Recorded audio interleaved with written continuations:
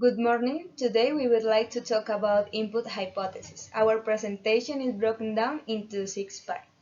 We will start with an introduction about this topic. Secondly, we will talk about the input theory by Stephen Krashen. Then, what is comprehensible input? After that, we are going to explain what does comprehensible input look like in the classroom. Next, criticism of the input hypothesis, and finally, the conclusion. Okay, in order to start with today's presentation, we are going to take into account Stephen Krashen, a linguistic expert who has contributed to this film with 5 theories related to the second language acquisition. Those theories are the input hypothesis, the acquisition and learning distinction, the natural order hypothesis, the monitor hypothesis, and finally the affective filter hypothesis. Now, let's skip the input hypothesis for a moment and go to explanation of the acquisition and learning distinction. Now, the acquisition system is the product of a subconscious process in which the learner acquires the language without being worried about the rules that this language encompasses. Um, in order to understand what acquisition is about, we might take the example of children. They acquire the language uh, in a comprehensible manner without taking into account the rules of the language. Moving on in the learning distinction, it is called the formal instruction in which the learner is conscious about the rules of the language. Okay, in the natural order hypothesis, Krashen, he explains that the learner acquires the rules of the language um, when he is interacting with the language, while the monitor language goes hand in hand with the learning system in which the learner is worried about following the rules of the language. This means that there are 3 types of users. The first kind of users are called the overusers. Those are the ones who already know the rules, but they take them into account um, when talking or when producing um, in the language. The second kind of user are the underusers, are those who in a way are not aware of the rules, so they are not worried about correcting their speeches. And the third stage of user are the optimal users who just use the rules of the language um, in a reduced manner to correct themselves. This correction might encompasses specific words in the speech in a way to polish their utterance. Finally, in the affective filter hypothesis, it refers to the emotions of the learner.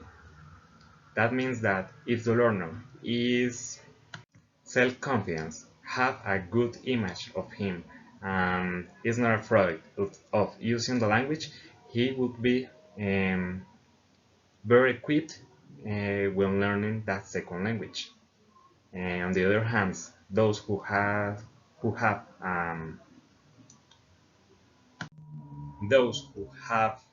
low self-esteem and lower motivation would hinder their own process of learning the second language. Well, let's retake the input hypothesis, but before starting, I will define the meaning of input. Well, input refers to the exposure learners have to authentic language in use. This can be from different sources, including the teacher, other learners, and the environment around them. Input um, can be compared to intake, which is input then taken in analyzed by learning so it can be applied. For example, in the classroom, the most important and accessible input for learners is that of the teacher. When teachers are talking in classes, they are providing opportunities for learning to develop their comprehension. Well, in this order of ideas, comprehensible input is language input that can be understood by listeners, despite them not understanding all the words and structure in it. It is described as being one level above that of the learner that can only just be understood. According to Krashen's theory of language acquisition, giving learners this kind of input helps them to acquire language naturally rather than learn it consciously. For example, inside the classroom, inside the foreign language classroom, the teacher should expect good results from his students. However, he shouldn't expect his students for start speaking fluently after 2 months of classes. So inside the classroom, it is known that students tend to work a lot better when they are provided with different types of learning strategies. So it is very important that the teacher uses strategies that are challenging for the students but in the same time understandable. Since as we have seen, comprehensible input is all about making the message understandable for the students. To do this, it is very important to take into account some variables. The first variable being a speech appropriate for a student's proficiency level. This means that the teacher must use a speech that is understandable to the students. So they must take into account the speed in which they speak, the enunciation, the pauses.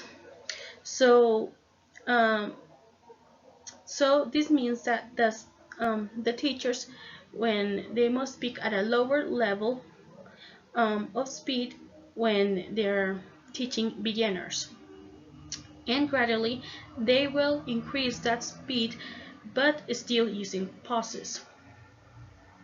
Another variable that they must take into account is the clear explanation of academic tasks. This means that the teacher has to provide clear and simple instructions to their students. They must also give, if possible, an example of what they want their students to accomplish within their class, and as I said, be very thorough in their instructions. If possible, give them step-by-step instructions.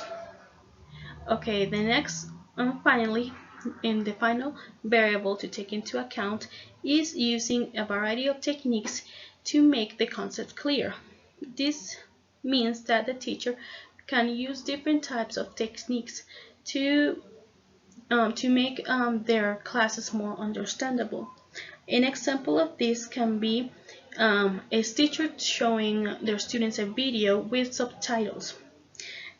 This qualifies as being comprehensible input because while the actors in the video may be speaking in a higher level than what the students have, the subtitles will provide them with a context that will make the message more understandable.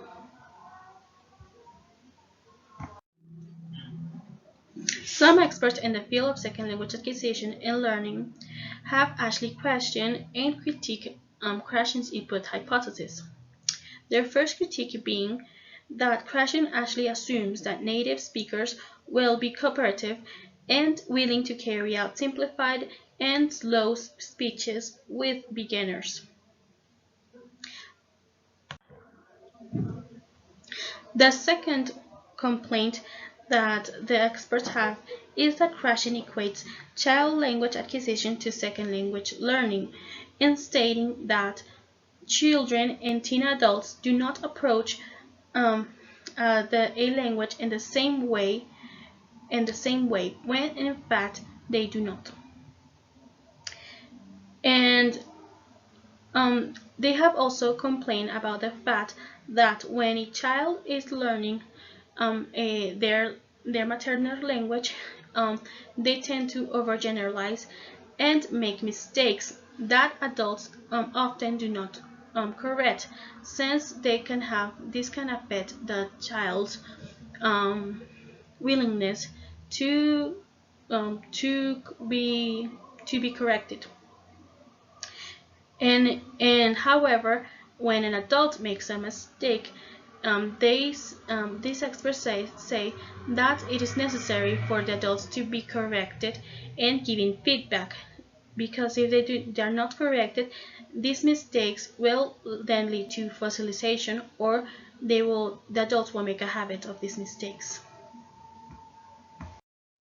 As a conclusion, in the foreign language field, it is important to take into account Krashen's input theory, since this theory has shown astonishing results due to the fact that learners acquire a second language not only in a faster way, but in a more natural aspect, without being concerned about the grammar aspects of that second language. Thank you so much for your attention.